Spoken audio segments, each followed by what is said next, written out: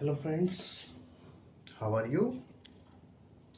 In our last class we discussed about the Darwin's concept of evolution. Second, we discussed about the mutation, and we also discussed about the neo-Darwinism. Okay, now in today's class we will consider the last concept of evolution, that is Lynn Margulis evolutionary concept. Before starting that topic, sorry, we have to consider the objections which on the objections of the Darwin's concept, which was given rise, or we can say that which was given by Lynn Margulis. Okay, according to the Darwinism, the life on the earth evolute, or we can say that evolution process on earth is result of mutual competition. Darwin का जो अपन ने कल concept अपन ने discuss किया था previous class में, उसमें ये बात आई थी कि जो म्यूचुअल कंपटीशन है या जो स्ट्रगल है वो इवोल्यूशन का कारण बनता है. अपन ने इस चीज को कंसिडर किया था, अगर आपको याद हो तो, कि उन्होंने कहा था कि जो लिविंग ऑर्गेनिजम्स हैं वो हाई नंबर में रिप्रोड्यूस करते हैं और उनमें बाद में फूड वगैरह के लिए उनमें कंपटीशन होता है, और उस कंपटीशन के रिजल्ट में जिसका नेचर में सिलेक्शन होता है वो आगे चलकर एक न्यू स्पीसीज क्रिएट करता है. जो इवोल्यूशनरी बायोलॉजिस्ट अमेरिका की हैं लिन मार्गुलिस, उन्होंने जो डार्विन का जो इवोल्यूशन का कॉन्सेप्ट है, इस इवोल्यूशन के कॉन्सेप्ट पे उन्होंने क्वेश्चन मार्क क्रिएट किया, या बोल सकते हैं अपन इन्होंने इस चीज को डिस्प्रूव किया. Got it? उन्होंने कहा कि जो डार्विन का कॉन्सेप्ट है, डार्विन्स कॉन्सेप्ट ऑफ स्ट्रगल बोल सकते हैं या अपन बोल सकते हैं म्यूचुअल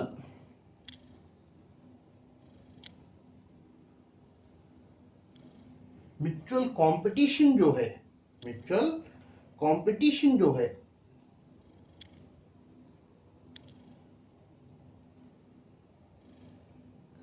ये नहीं है.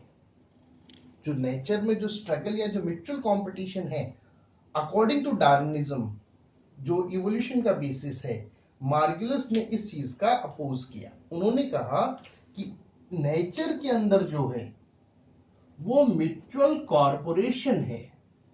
There is mutual corporation, not competition. Nature के अंदर क्या पाया जाता है? नेचर के अंदर क्या है? Mutual corporation. आज भी अपन देखते हैं, जैसे अपन एल्गी का एग्जांपल लें, लाइकेन्स का एग्जांपल लें, तो वहां पर एल्गी और फंगस जो है वो एक म्यूचुअल कॉर्पोरेशन में है. या अपन नाइट्रोजन फिक्सेशन बैक्टीरिया का एग्जांपल लें, तो वहां पर भी जो लेग्यूम प्लांट्स हैं उनकी रूट्स के अंदर जो नाइट्रोजन फिक्सिंग बैक्टीरिया है, राइजोबियम है या फ्री लिविंग जो अपन सुडोमोनास वगैरह को कंसिडर करते हैं, तो वो सब उनमें भी क्या है? Mutual corporation. या हमारे अंदर भी बात करें तो हमारी बॉडी के अंदर मिलियंस ऑफ बैक्टीरिया पाए जाते हैं. जो गुड बैक्टीरिया हैं वो हमारे अंदर पाए जाते हैं, जो हमारी बॉडी की फंक्शनिंग में हेल्प करते हैं. तो दैट इज म्यूचुअल कॉर्पोरेशन, ना कि म्यूचुअल कंपटीशन. तो फर्स्ट तो इन्होंने ऑब्जेक्शन यहाँ पर उसका जो डार्विन का कॉन्सेप्ट है उन्होंने इसको ऑब्जेक्ट किया. Second, according to the Darwin concept, Darwin का जो कॉन्सेप्ट है उनके अकॉर्डिंग जो इवोल्यूशन है, इवोल्यूशन ऑफ एनिमल्स, जो डार्विन है उन्होंने पर्टिकुलरली इवोल्यूशन ऑफ एनिमल्स को कंसिडर किया, और उनके अकॉर्डिंग जो इवोल्यूशन ऑफ एनिमल्स जो है was started 50 million years ago. जो इवोल्यूशन जो है वो कब से स्टार्ट हुआ था? जो इवोल्यूशनरी कॉन्सेप्ट है, डार्विन है या डार्विन के जो जो इस पे बिलीव करने वाले हैं उनके अकॉर्डिंग इवोल्यूशन जो है वो कब से स्टार्ट है? That is 50 million years ago. लेकिन जो लिन मार्गुलिस है उनका कहना है कि जो स्टडी ऑफ फॉसिल्स है, study of fossils, study of fossils ये चीज रिवाइल करती है या ये चीज डिक्लेयर करती है कि लाइफ जो है अर्थ पर, life on earth was present more than, life जो अर्थ के ऊपर है that is more than 400 million years,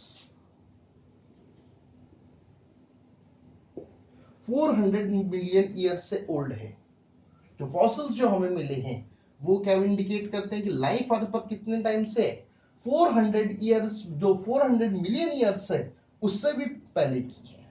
तो अगर डार्विन का कॉन्सेप्ट अगर अपन कंसिडर करें तो इवोल्यूशन अगर 50 मिलियन ईयर्स पहले से स्टार्ट हुआ है तो फिर लाइफ जो 350 ईयर्स का जो गैप आ रहा है इन दोनों के बीच में, 350 मिलियन ईयर्स का, उस टाइम पर क्या हुआ होगा? क्योंकि डेफिनेटली जो यहां से बैक्टीरिया सेल है, यहां इन्होंने तो पर्टिकुलरली किसको टारगेट करते हुए कॉन्सेप्ट डेवलप किया हुआ है? एनिमल्स को, जबकि ये कहां से स्टार्ट करते हैं? बैक्टीरियल सेल से। Got it? तो अगर बैक्टीरियल सेल्स जो एनिमल बनने का ये जो टाइम पीरियड है, इस टाइम पीरियड को डार्विनिज्म को जो बिलीव करने वाले हैं वो इसको एडॉप्ट नहीं करते, एक्सेप्ट नहीं करते, क्योंकि अगर इसको एक्सेप्ट किया तो उनका जो पूरा जो कॉन्सेप्ट है म्यूचुअल कंपटीशन का वगैरह का, वो पूरा का पूरा फिट नहीं होगा या उसमें ऑब्जेक्शंस होंगे, तो उन्होंने इसको नेग्लेक्ट किया। लेकिन मार्गुलिस इस पॉइंट के ऊपर टिकी हुई थी कि बोले ये अपन नेग्लेक्ट कैसे कर सकते हैं। Got it?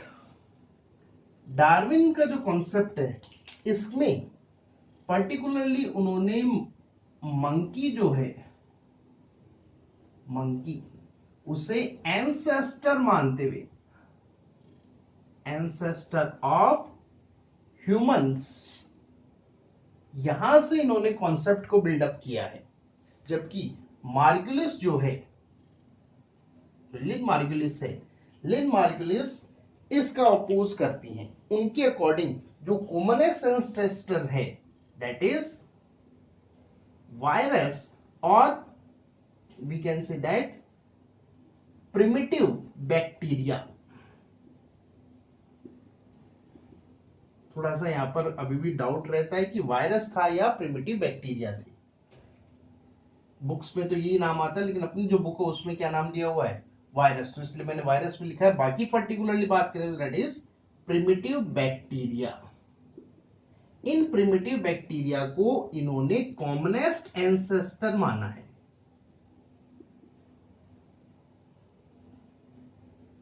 कॉमनेस्ट एंसेस्टर इन्होंने कंसिडर किया है। इन्होंने किसका यूज किया?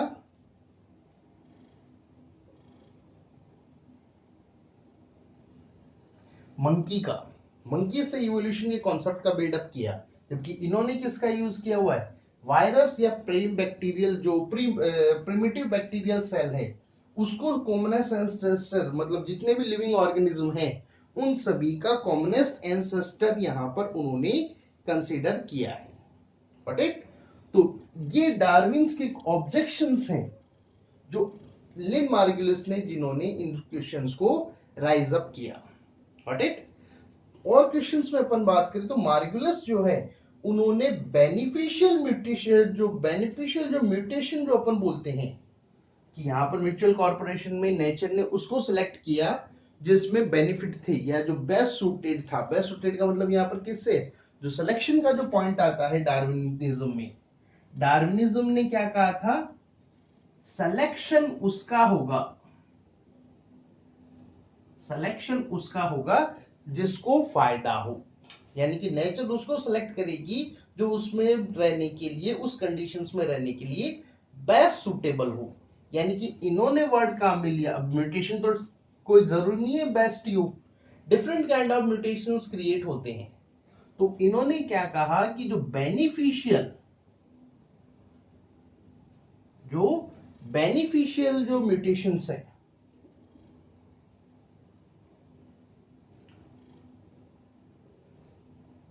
बेनिफिशियल म्यूटेशंस का कॉन्सेप्ट इन्होंने यूज किया कि बेनिफिशियल म्यूटेशंस जो हैं वो आगे चलकर जो इवोल्यूशन है वो क्रिएट करते हैं या इवोल्यूशन का बेसिस बनते हैं। मार्गलिश ने जो नेचुरल सिलेक्शन से बेनिफिशियल जो म्यूटेशन है, इस बेनिफिशियल म्यूटेशन का अपोज किया। इन्होंने इस कॉन्सेप्ट को पूरी तरह से इन्होंने नकारा है कि नेचर के अंदर केवल बेनिफिशियल म्यूटेशन कैसे हो सकते हैं, नेचर केवल पर्टिकुलरली म्यूटेशन को सिलेक्ट कैसे कर सकती है। तो यहां पर इन्होंने इस चीज का अपोज यहां पर किया है। Got it? अंडरस्टैंड? आज के टाइम को कॉन्सेप्ट की अगर अपन बात करते हैं तो मार्गुलिस जो है उनके अकॉर्डिंग, म्यूचुअल कॉर्पोरेशन की तो बात अपन ने कर ली, म्यूचुअल कॉर्पोरेशन जो है उसके कारण से लाइफ क्रिएट हुई है। आज के टाइम पर जो लिन मार्गुलिस ने जो ऑब्जेक्शंस उठाए थे उनको कंसिडर करते हुए ये मानने लगे हैं कि जो इवोल्यूशन है ये एक काफी ज्यादा कॉम्प्लेक्स फिनोमिना है जिसको अपन सिंगल एक थ्योरी से अपन नहीं समझा पाते। बट अभी भी मेनली किसको यूज किया जाता है? डार्विनिज्म को, या जिसको अपन बोलते हैं नियो डार्विनिज्म, इसको मेन कॉन्सेप्ट, क्योंकि आज जो अपन देखते हैं वो कैसे क्रिएट हुआ, इवोल्यूशन का जो बेस है वो सबसे ज्यादा अच्छी तरह से हम इन ऑब्जेक्शंस के बावजूद हम इससे अच्छी तरह से एक्सप्लेन कर सकते हैं। तो इस ऑब्जेक्शंस होने के बावजूद इस कॉन्सेप्ट को यहां पर यूज किया हुआ है। Got it? अंडरस्टैंड और नॉट? आज के टाइम पर जो बिलीव स्टार्ट हुए हैं, दैट इज, जैसे अभी मैंने स्टार्टिंग बात किया था, in now days it is believe that human body जो है उसमें मोर बैक्टीरियल सेल होती है देन ह्यूमन इटसेल्फ। ह्यूमन की बॉडी में खुद की बॉडी जितनी सेल्स है उसके कंपैरेटिवली मोर, उसके कंपैरिजन में मोर सेल्स होती हैं। और किसी भी पर्सन की हेल्थ उन बैक्टीरियल सेल्स के ऊपर डिपेंड करती है। अगर वो जो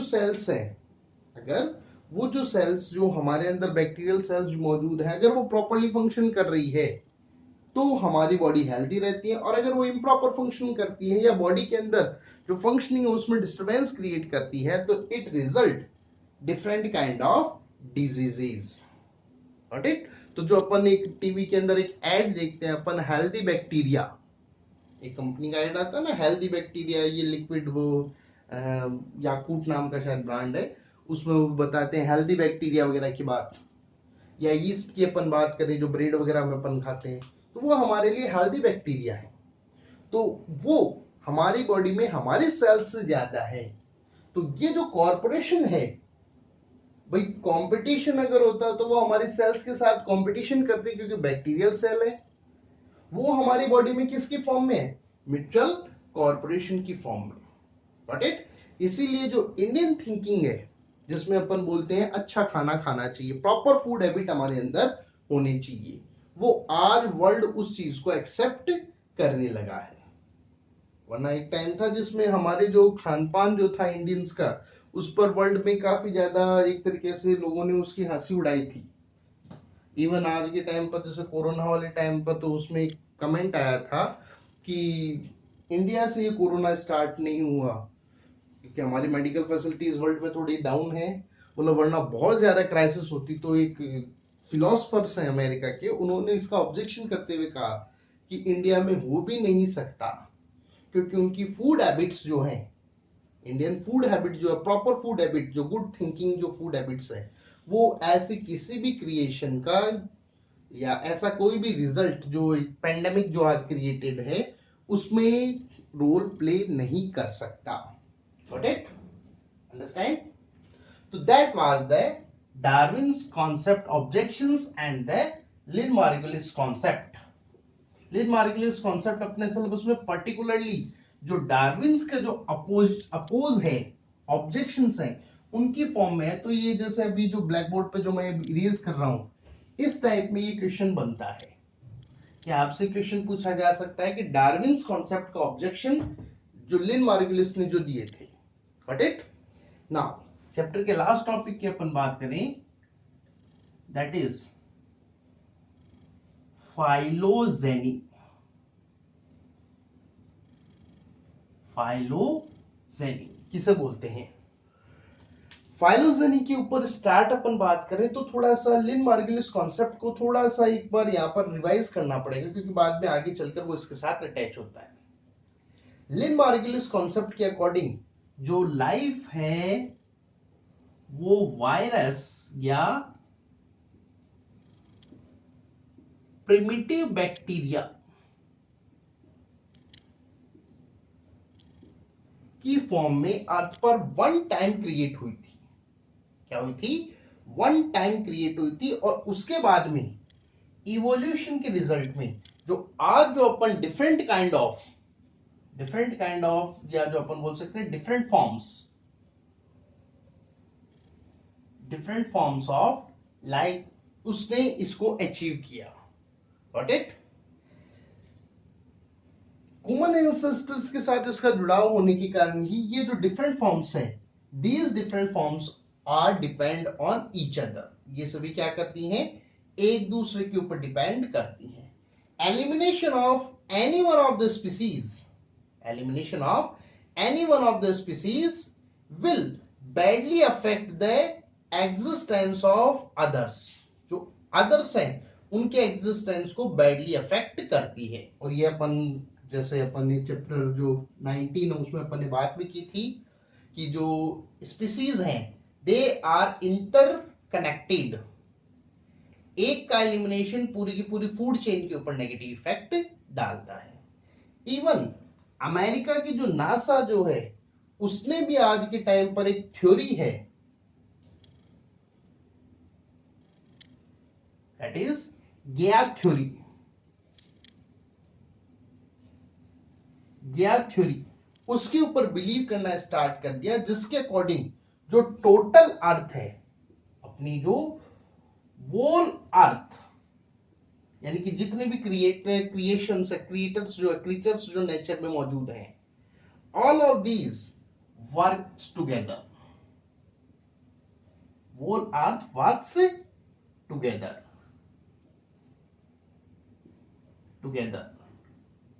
as a single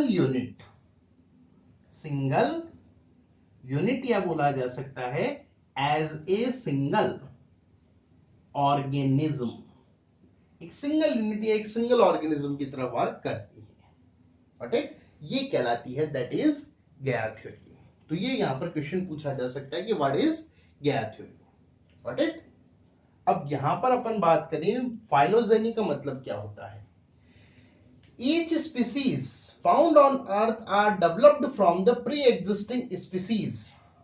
जो ये डिफरेंट फॉर्म ऑफ स्पीसीज हैं, ये डिफरेंट फॉर्म्स ऑफ स्पीसीज पहले से मौजूद किसी जो स्पीसीज जो हैं, पहले से जो नेचर में मौजूद स्पीसीज हैं उनसे डेवलप हुई हैं। जैसे अपन ह्यूमन बीइंग्स की बात करें तो ह्यूमंस जो हैं उन्हें क्या माना जाता है? They are developed from monkey. किनसे डेवलप हुए हैं? मंकीज से डेवलप हुए हैं। तो हमारे जो प्रिमिटिव्स हो गए दैट आर मंकी हो सकता है उनसे भी प्रिमिटिव हो सकता है उनसे भी प्रिमिटिव। इस तरीके से अपन चलते जाते हैं तो अपन कहां पहुंचते हैं? फर्स्ट बैक्टीरियल सेल पर। Got it? So we can say that thus each species has own history of evolution। मतलब हर एक स्पीसीज की अपनी इवोल्यूशन की एक हिस्ट्री होती है, और उस हिस्ट्री की स्टडी करना क्या कहलाता है? फाइलोजेनी। क्या कहलाता है? Phylogeny. So we can say that the study of history, the study of history of evolution of a species is called phylogeny। वो क्या कहलाएगा? फाइलोजेनी कहलाएगा। Got it? Understand? अब हम स्टडी कैसे करें? अब मेरे को जैसे स्टडी करना है तो मैं मेरे फादर से पूछ लो, फादर ग्रैंडफादर मौजूद है उनसे पूछ लो, अब उसके ऊपर कहाँ जाऊं? एक लिमिट है। अच्छा चलो ग्रैंडफादर भी मौजूद है, ग्रैंडफादर के जो ऊपर जो है कहाँ पहुंचे अपन? तो हमें जो स्टडी है उसके लिए अपन साइंटिफिक टूल्स काम में लेते हैं। क्या करते हैं अपन? Different kind of scientific tools, जैसे कि होमोलोगस ऑर्गन्स की स्टडी करना, फॉसिल्स की स्टडी करना। ओके, तो उन टूल्स की हेल्प से हम किसी भी जो स्पीसीज है उसके फाइलोजेनी को अपन फाइंड आउट करते हैं। करेक्ट? आज के टाइम पर जो सबसे ज्यादा जो मोस्ट एडवांस टेक्निक, अगर नॉर्मल टेक्निक्स की अपन बात करें तो the fossils, homologous organs,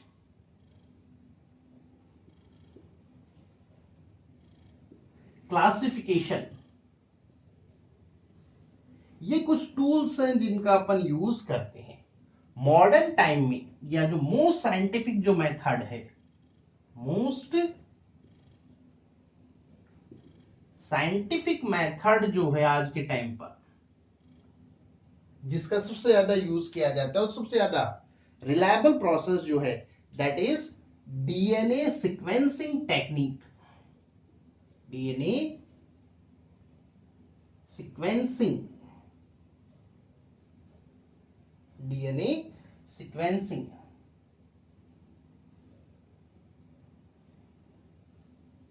technique, DNA sequencing technique, या जिसे बोला जाता है, एक और नाम दिया जाता है, it is also called DNA polymerase chain reaction. It is also called DNA polymerase chain reaction. DNA polymerase जो है ये एक एंजाइम का नाम है जो कि डीएनए की जो बनने की जो रिएक्शंस हैं, डीएनए की जो स्टैंड बनता है उसमें इसका यूज करती है हमारी बॉडी की सेल्स। तो उसकी स्टडी करना, that is DNA polymerize chain reactions, इसे बोलते हैं अपन डीएनए सीक्वेंसिंग टेक्निक। तो आज के टाइम पर इसका यूज करते हुए हम किसी भी जो स्पीसीज है उस स्पीसीज के इवोल्यूशन का जो स्टडी है कि भाई कब कैसे वो इवोल्यूट हुआ है उसकी स्टडी अपन करते हैं। तो it is most reliable and convenient technique. Okay, it is now to possible the find out the history of any person. किसी भी पर्सन की हिस्ट्री को फाइंड आउट करना आज के टाइम पर पॉसिबल है डीएनए पॉलीमराइजेशन टेक्निक से। डीएनए पॉलीमराइजेशन टेक्निक जो है इसने बहुत इंटरेस्टिंग चीज नरेट किया, फाइंड आउट की, that is all the living organism on all the humans on the earth was originated from the African origin। African origin से originate हुई थी। अब ये कैसे इंपॉर्टेंट है इसको समझना। ये जब तक फाइंड आउट नहीं किया गया था तो जो अमेरिकन्स हैं और जो यूरोपियंस हैं, अभी आप लोग जैसे आप एक ये चल भी रहा है black lives matter, black lives matter, तो वो क्या था उस टाइम तक ये बिलीव था कि जो व्हाइटर पर्सन है, गोरे लोग जो हैं वो सुपीरियर हैं ब्लैक पर्सन से, काले लोगों से। तो वो आप लोगों ने हिस्ट्री में पढ़ा है कि रंग भेद नीति थी ब्रिटिशर्स की, तो वो एक कॉन्सेप्ट था। लेकिन जैसे ही ये पता चला कि वो जो व्हाइट वाले हैं they are also originated from the African से ओरिजिनेट हुए, तो उनको काफी ज्यादा एक तरीके से जो कॉन्सेप्ट था, जो कलर डिस्क्रिमिनेशन का जो कॉन्सेप्ट था, वो पूरी तरह से आज सोसाइटी से गायब हो चुका है। अब कोई कलर वगैरह का इतना ज्यादा डिस्क्रिमिनेशन अपन नहीं देखते। इसलिए अपन बोल सकते हैं कि जो डिस्क्रिमिनेशन है on the basis of the caste, colour, religions, that is not appropriate, ये सही नहीं है। ओके, तो वो हम किसकी बेसिस पे बता सकते हैं? That is phylogeny. Okay, now chapter finished. About the physics we will discuss in next class.